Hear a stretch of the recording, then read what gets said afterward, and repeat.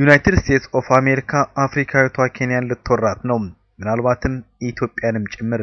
ይህ ጋርንቻ ስፖርትና ዜና ነው። ከሰሞኑ የዜና አውታሮች ሞቅ ያለ መነጋገሪያ ርዕስ አንዱ አሜሪካ ኬንያና ኢትዮጵያን የተመለከተ እንደሆነ በእርግጠኝነት መናገር ይቻላል። ምክንያቱ ደግሞ መለሎው ንግግር አዋቂውና የዓለማችን ቁንጮ ሀገር አሜሪካ መሪ የሆኑት ባራክ ሁሴን ኦባማ ሁለቱን ሀገሮች ስለሚጎበኙ ነው።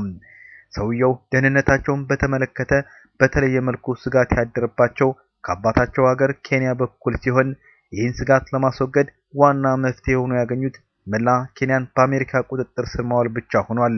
እኔ ወረራ ብዬ የሰጠሁትን አርዕስት እንደመነሻ የወሰድኩት ከፋስትመረጃ.com ሲሆን ይህ ድረገጽ ኦባማ በኬንያ ጉብኝቱ ከሚደረግለት ጥበቃ 10 አስደናቂ ነገሮች ብሎ ከዘረዘራቸው ነጥቦች ተነስቼ ነው። ኦባማ በኬንያ ጉብኝቱ ከሚደረግለት ጥበቃ 10 አስደናቂ ነገሮች። አንደኛ፣ የኬንያ የውሃ አካላት ወይም ሐይቆችና ባህር ክፍል በሙሉ በአሜሪካውያን የባህር ኃይል ቁጥጥር ስር ይሆናሉ። ሁለተኛ፣ የኬንያን ልዩ እንግዳ ጥበቃ የሚቆጣጠሩት CIA፣ FBI እና US ሴክሬት ሰርቪስ ይሆናሉ። ሶስተኛ፣ የጆሞ ኬንያታን አውሮፕላን ማረፊያ የአሜሪካ ፕሬዝዳንታዊ አውሮፕላን ወይም ኤር ፎርስ ዋን ለማስተናገድ ለ2 ሰዓታት ዝግ ይሆናል። አንድም ኬንያዊ ሰራተኛ በልዩ እንግዳ ማረፊያው እንዲገባም ሆነ በዛ አካባቢ ዝር እንዲል አይታሰብም። አየር ማረፊያው በአሜሪካ የበረራ ባለስልጣን በፔንታጎን ቁጥጥር ስር ይሆናል።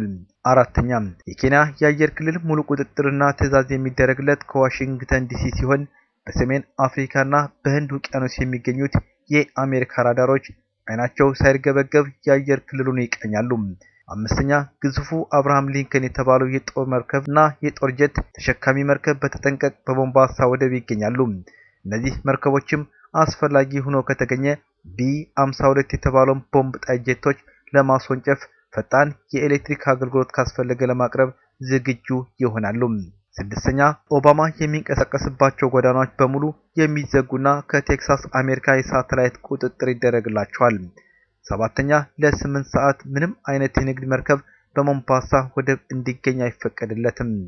ስምንተኛ፣ ፕሬዝዳንቱን የሚያጅቡት ከመቶ የሚበልጡ ተሽከርካሪዎች የረቀቀ ቴክኖሎጂና የጦር መሳሪያ የተገጠመላቸው ማንኛውንም አይነት ቦምብ መቆጣጠርና መከላከል የሚችሉ ይሆናል። ዘጠነኛ፣ የኬንያው ፕሬዝዳንት የግል ጠባቂዎች ከፕሬዝዳንታቸው ዙሪያ መገኘት አይፈቀድላቸውም። አስረኛ፣ የናሳ የጠፈር ምርምር ተቋም የኬንያን እና የምስራቅ አፍሪካ የአየር ክልል በጥብቅ ደህንነት ውስጥ መሆኑን በውሃ ባሉ ሳተላይቶቹ ይከታተላል። ናቶ ራዳሮችን እና በመላው አፍሪካ የሚደረጉ በረራዎችን ለ8 ሰዓታት ጥብቅ ቁጥጥር ያደርጋል። ፋስት.com ካልነገረን ነገሮች ውስጥ አንዱ ለደህንነታቸው የወጣው የገንዘብ መጠን ነው። እንደ ዘስታር ጋዜጣ ዘገባ ከሆነ 5.7 ቢሊዮን የኬንያ ሽሊንግ ለዚሁ ሲባል ከካዝናዎቹ ወጪ ሆኗል። ግድ የለም ብዙ አትደናገጡም። በዶላር ሲቀየር በጣም ትንሽ ብር ነው። 60 ሚሊዮን ዶላር ብቻ ወይም በእኛው ገንዘብ 1.2 ቢሊዮን ይደርሳል። አንድ ታዋቂ የሆነ አሜሪካዊ ጋዜጠኛ በዚህ ከፍተኛ ወጪ የተበሳጨ ይመስላል። ምንም ጥቅም ለሌለው ነገር የወጣ በጣም ከፍተኛ ወጪ ሲል ትችቱን አወርዶባቸዋል። ሌላኛው ሀተት አቅራቢም ጉብኝቱን በጽኑ ተቃውሟል። ሚስተር ፕሬዝዳንት የእርስዎ ይህ የኬንያ ጉብኝት እኮ የደደቦች ሀሳብ ነው ሲል ሰድቧቸዋል። ይህ ሁሉ የሚደረገው የሶማሊያዋን አሸባሪ ቡድን አልሻባብን በመፍራት ነው። ወጣቶቹ የሚል ትርጉም ያለው የአልሸባብ ቡድን እንደ ልቡ ከሚጨፍርባቸው አገሮች አንዷ ኬንያ መሆኗ ይታወቃል። ፕሬዝዳንት ኦባማ ከኬንያ ቀጥሎ የሚበሩት ወደ ኢትዮጵያ ይሆናል።